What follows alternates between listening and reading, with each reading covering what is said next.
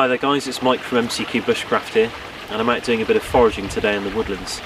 And in this video today we're going to go and pick some fungi, dehydrate it and actually store it indefinitely for use in the future in the kitchen or out in the field.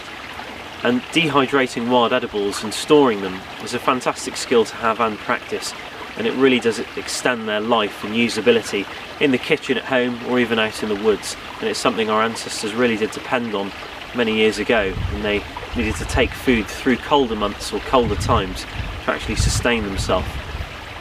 In my bag here I've got two examples of dehydrated fungi, and these are two jars that I've filled up gradually over time, one of which I'm still filling, and it requires no special equipment at all. And one of those jars is well over 5 years old, and it can go a lot further than that if kept in the right conditions. But I've made myself a basket for the occasion, and this is just a clematis basket, a very simple rough and ready one that I knocked up this morning when I came into the woods. There's lots of dead clematis on the path in here, and I thought it would be best to use it to actually collect the fungi. But let's get going.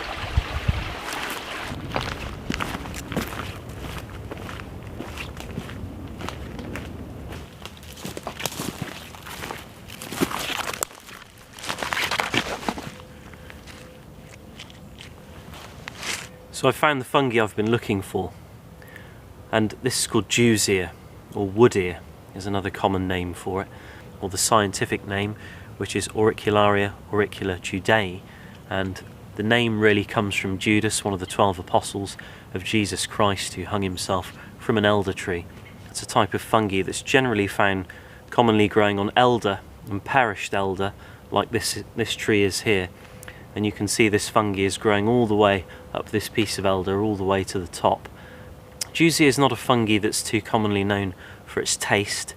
If you fry it or cook it and just eat it as it is, it's generally quite rubbery, it just tastes like you're chewing a balloon. But it can be dried and crushed and made into soups. It's commonly used in Chinese medicine and Chinese cooking, and it's a fungi really used for its texture. But I'm not here to tell you about this specific type of edible fungi. If you're going to go through these processes of picking mushrooms on wild edibles and dehydrating them and storing them, you really need to tackle the biggest challenge, which is knowing what it is you're actually picking and dehydrating, because you certainly wouldn't want to take anything poisonous and dehydrate it, because you're probably going to amplify or strengthen the effects of the compound or poison that's within it by dehydrating it. So really you do want to know what you're doing before you go out and pick these kind of things. Jew's ear is a very easy one to ID, but there are poisonous lookalikes again. But to make that mistake you really have to be quite new to Jew's ear and not really know too much about it. But let's pick some. I'll put it in my basket and we'll take it home and then explore the methods of how to dehydrate it, and also some methods in the field of dehydration as well, if you're actually doing it in an outdoor living situation.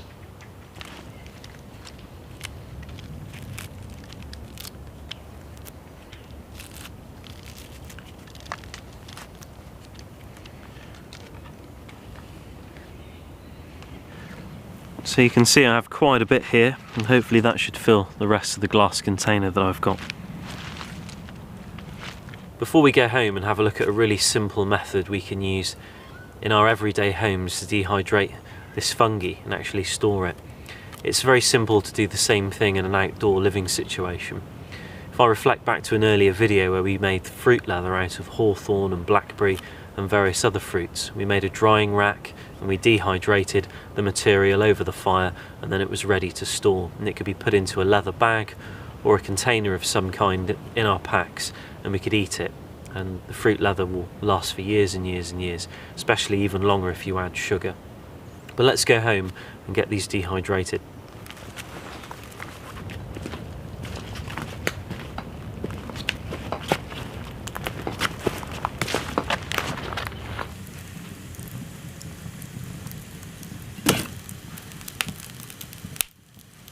So I'm back at home now, and I've fired up the log burner.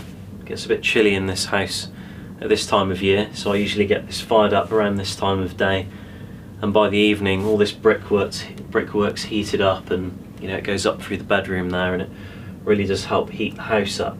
And I'm running it pretty hot at the moment because I've only just fired it up, so I'll turn the air intake down as it gets warmer.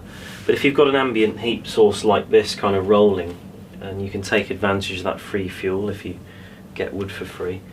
Take a needle and thread and just thread on the fungi just like this, and you can hang these around, and the same goes if you're outdoors and you've got a thermal wall. You can take the needle and thread out of your maintenance kit and just hang mushrooms and various wild edibles from the thermal wall, and the heat that reflects off the thermal wall is really the best place for drying things out. You can make or incorporate shelving into thermal walls, or hang clothes just above them to increase their height, and at the same time, you know, use that heat to dry those sorts of things out.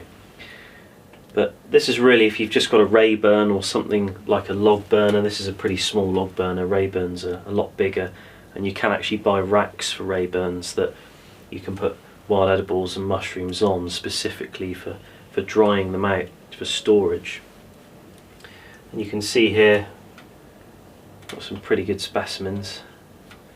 Obviously I'll be here a while if I'm doing this whole basket, but just an example, you want to space these out just a little bit though. You don't have to like space them out too much, and you can just hang them like this. You don't want them too low down if you've got a log burner, obviously you probably know if you've got one, but if you hang them up here you can get quite a few on that piece of cord, and in an evening you'll probably be able to dehydrate all of those and then transfer them to a container to join the rest of them, or fill up a container if it's empty. So this brickwork gets really hot and there's a lot of air circulation there, a lot of heat, and things will dry off very, very fast.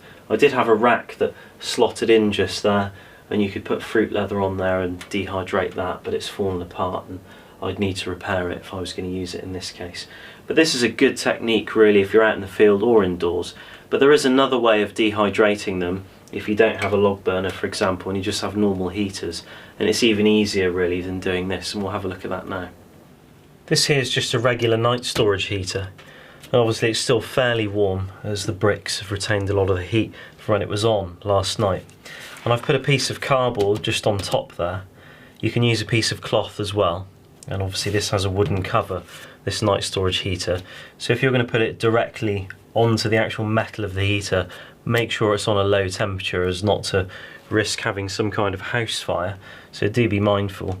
But you can just put the fungi, just space it out on the cardboard, and again when you get up in the morning it'll be completely dry.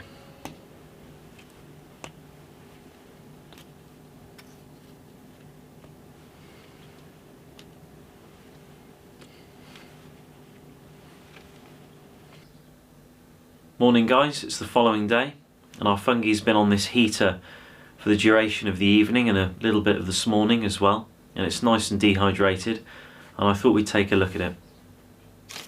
So they're not cooked at all or burnt in any way, as the heater's just been producing a very low heat for a long period of time, which is exactly what you want really if you're drying things on a heater. And you can see that they've just got no moisture in them anymore. They're just nice and dry, and these are ready to put in the container. So making sure you're in a fairly dry place and your hands are nice and dry, you can open up the existing container and start putting the fungi in.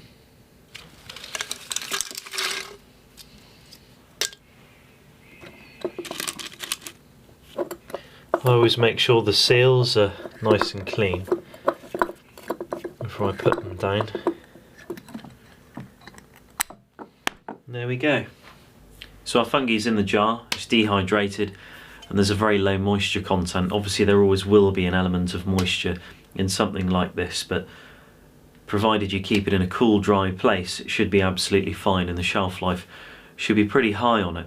I've got a few jars myself that are 4 or 5 years old, and a friend of mine who's really into this kind of thing, he's out all the time, you know, picking various fungi throughout the year, dehydrating them and storing them. He's literally got hundreds and hundreds of jars like this, and some of them are well over 30 years old. When it comes to washing, you probably notice I haven't covered that in the video just yet, and some of you may be wondering, well, do you clean them first? The answer is no, I don't. I brush off obvious soil and bits of moss and anything that may be in contact with them, and obviously if it's a mushroom I'm picking out of soil, I would cut it prior anyway to leave the mycelium in the ground and just take away the actual fungi fruit itself. And obviously that's really a better technique for picking fungi that resides on the forest floor, because it's far easier to damage the mycelium, which is the root structure of the fungi, on the ground. With fungi that grows on trees and dead wood, it's far less likely, because generally the mycelium is right in the heartwood of the tree and you're just picking the fruit and it doesn't damage them. But really you don't take as much dirt as you do by picking fungi off the floor when you're picking them on the side of the trees most of the time. But brush off obvious soil and dirt, and prior to cooking I would soak these. So at the beginning of the day or partway through the day, if I decided I was going to use them for whatever I was cooking, I would take them out and I would soak them in cold water. They would rehydrate, more importantly, and they would obviously get cleaner as well, because all the debris and dirt would fall off and sink to the bottom of the actual pot or float. And it's far easier to clean them that way than it is to clean them prior to actually drying them out. And when they're rehydrated you can chop them as well, which is a much easier way of working with them. But I hope you've enjoyed this video. Juice fungi is probably a poor example to use for a video like this, but I wanted to fill up this jar and thought it'd make a good video for anybody out there who'd be interested in doing this kind of thing. And the same thing can be done with wild edible plants as well, but it's far easier. So thanks again for watching, and I hopefully see you in another video very soon. Take care, guys.